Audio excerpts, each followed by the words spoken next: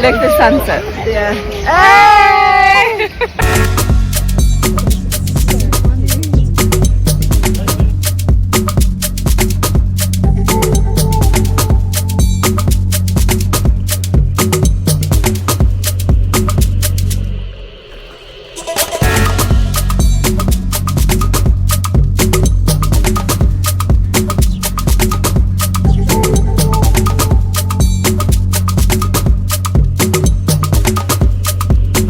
All of us love going on holiday, especially if we get the opportunity to go abroad into a different culture, place and land that is completely different from our everyday lives and our everyday routines. However, we often don't look forward to coming back and trying to get into our routine once it's been broken, and wanted to share with you a few of my tips.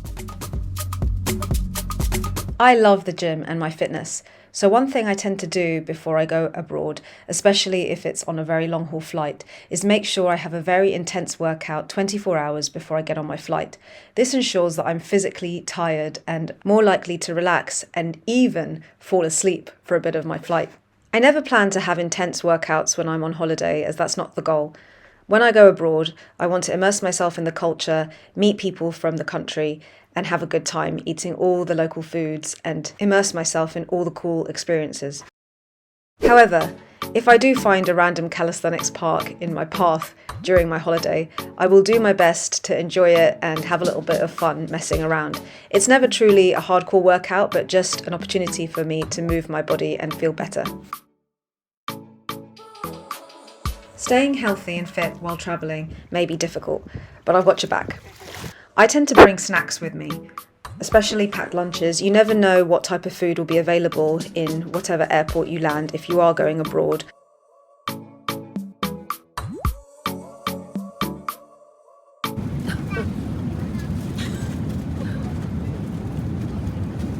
It's amazing. You see? Oh! But I'll get it in a minute. You see? It's really amazing. And then I've peeled all the cucumber and I've got boiled eggs. And what else have I got? Nuts. No, but keep it oranges. for later. Why you keep it? No, keep it for. It's another flight. It's another flight. Put some. I know, it's fine. Oh my god, I feed so many. When travelling by plane, we tend to get a little bit more dehydrated from being at a certain altitude, so I always ensure I have a Stanley cup or something where I can collect water. I know they rob your water at the security gates, but there's always drinkable water in most airports, and if not, you can always ask the air stewards to fill your bottle. If people have a certain diet that they're used to sticking to, it can feel quite distressing to go to a completely new place and try different things that may affect your diet and where you feel that you're jumping off the bandwagon. But I personally love this experience. Whenever I go abroad or to a different country, I ensure that I try and eat where all the locals eat. You can make healthier food choices, which I'm sure you've heard of. For example, you can ask for the main protein in the dish, whether that be fish, chicken or a vegetarian option, to be grilled rather than fried, and also swap your chips for salad. All the things that I'm sure you're used to hearing. I love trying new things, and I took the opportunity of the fact that I was abroad in this tropical place to try all the different types of fruits that were available to me. Yeah. This is sour sap. It's like sweet and sour. Reminds me a bit of fleshier mangosteen, if that makes sense. Like mangosteen, there's not a lot of flesh, but it's so good. Can we try sour sap, please? It's got green spiky skin. A great way to stay fit and healthy when travelling abroad is not looking at what you'd be missing out by not being back home, but all the things you can gain. When it comes to food, I would definitely not be able to afford these very expensive fruits back home, and they also taste so much sweeter and nicer and more intense when you eat the fruit of the local place. They went extinct in 1976, 1977. I remember thinking it was close to your day of birth, that type of banana, and it's only preserved in the flavour of sweets. Do you both read like the book of... No, it's like common knowledge. Common knowledge. Do you know the little yellow banana sweets? Yeah, that's how the old banana used to taste, but now we've only got one type of banana that begins with C, and I can't remember it. The whole world, apparently they had a what's it called? An infestation or something. I use the same type of idea of seeing all of the things I'm gaining while I'm holiday that I don't have available to me back home when I'm looking at my activity levels.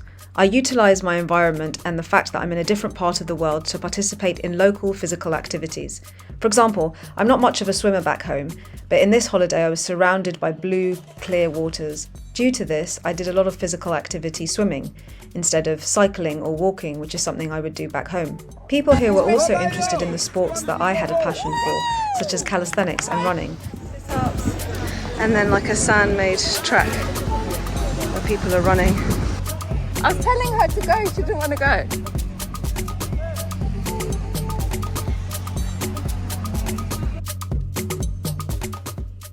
A little athletics track was dug into the sand, and several of us took part in running rings around the beach. Anyone who wanted to use the track was welcome, and it definitely was a workout. I don't know if you ever had the opportunity to run on a beach, but it's a workout for those calves because your feet really sink into the sand and you've got to work double as hard just to put one foot in front of the other.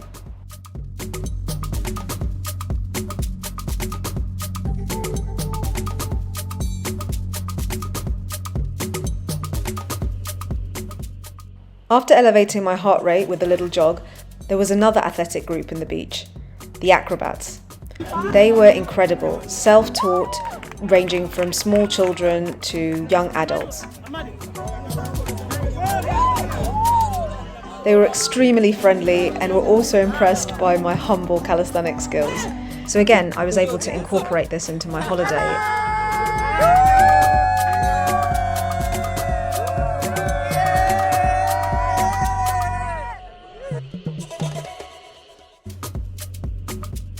I've never been one to stay still for too long, so every time I found myself on the beach, I did a couple of bridges and some handstands. Now, you don't necessarily have to do this. You could just do some light yoga, a walk, a run on the beach, a swim. The possibilities are endless. This just happened to be a holiday where I was abroad in a hot place with a beach, but even if I went to a cold place, like in Iceland the year before, I found a pull-up bar. It's being a bit creative and trying to use your environment to your advantage. I can't even explain to you how frozen my hands were there. But anyway, back to the nice hot weather. So, on with the handstands. Every time I found a good flat surface where the sand was dense enough that my hands wouldn't sink in, I would handstand. Now, this started to gather a bit of the attention from a few children playing nearby who would come to visit me often, and I started giving them little handstand sessions, which was super fun. A lady who was staying in the same hotel as us had secretly filmed me giving these sessions one afternoon and very kindly shared the video with me.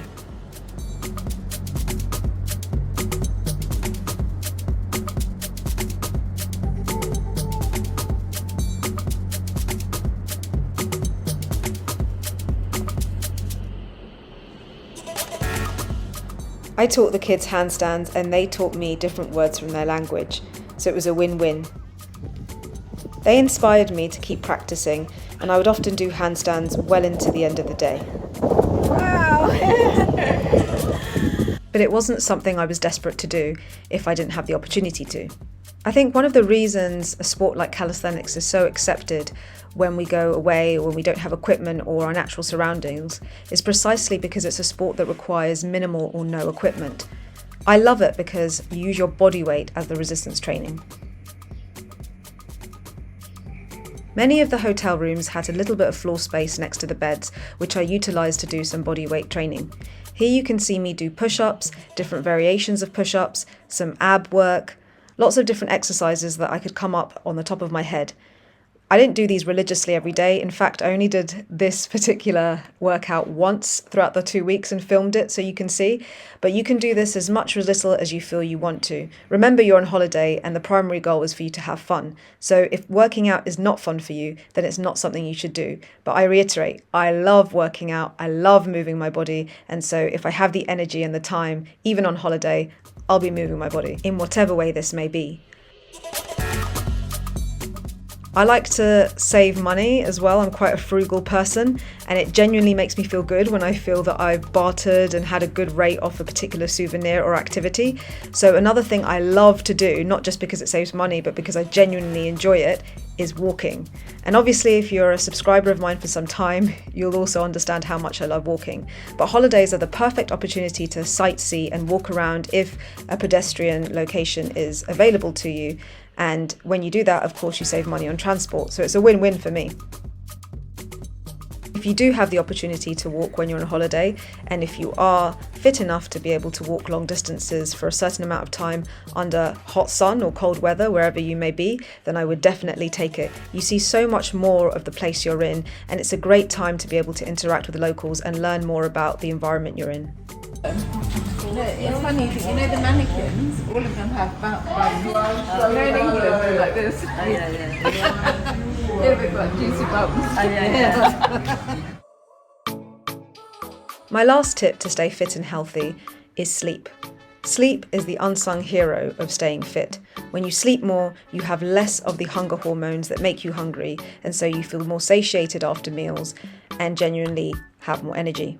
Sometimes this can feel difficult to come by, especially when you're sleeping in a hotel where you're not used to the environment or the bed, and your body will naturally keep itself in an alert system in case there is danger, and therefore the first night in a foreign country or in a different place tends to mean that you get more broken sleep because of this. In my case, our showers were outside, and I also had to get used to all the creepy crawlies in my bathroom. I was just in the toilet and there's a little caterpillar on the lock. Little hairy caterpillar. You have to twist that lock to close the window. Look at him, he's all hairy. And he crawls so fast. When I got back from holiday, I felt eager to go to the gym, but not because I needed to. It was simply because I'd missed doing an activity in my routine that I loved. However, I ensured that I got home and I had an amazing sleep before finding some time to go to the gym the next day. I didn't see major differences in my strength, and I also didn't see major differences in my body composition or how I looked like. These clips I've put in were taken 1 week after coming back from holiday. I may look a little leaner, but that's because I've got a tan.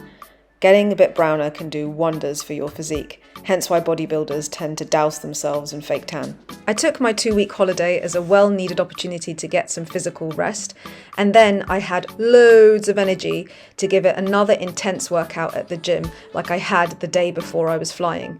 I love to sandwich my holidays in between 2 really intense workouts. I feel extremely privileged that I get to go abroad on holiday, as I know a lot of people can't do this often, but if you are also lucky enough to go away, it brings us a new sense of perspective and helps combat that feeling that our life is flashing before our eyes. With every year, it feels like our life goes quicker and quicker, but holidays tend to break this up by giving us new memories of new places because there's a novelty to the environment that we're in. Thanks so much for watching my video and listening to what I have to say. If you've enjoyed this video, please give me a little thumbs up. And if you haven't subscribed, hit that subscribe button and I will see you next time. Ciao! YouTube tells me that you may like this video next, about calisthenics parks on holiday.